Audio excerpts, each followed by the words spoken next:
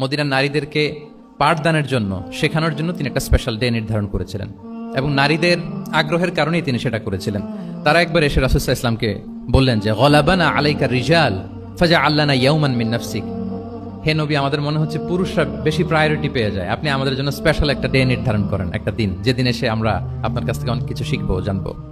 ফাওয়াআদাহুন্না ইয়াওমান লাকিয়াহুন্না ফীহি ফাওয়াআযাহুন।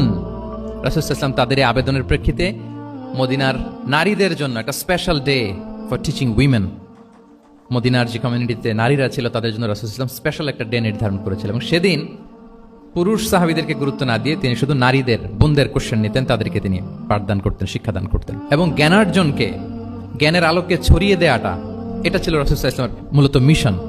জ্ঞানের আলোকে তিনি বিশ্বময় ছড়িয়ে দিতে বলেছেন। নলেজ হ্যাজ নো বাউন্ডারিজ, এটার কোনো বাউন্ডারি থাকবে না, গোটা বিশ্বে যেন আমরা জ্ঞানকে ছড়িয়ে দেই, এটার ব্যাপারে তিনি আমাদেরকে উদ্বুদ্ধ করেছেন। তিনি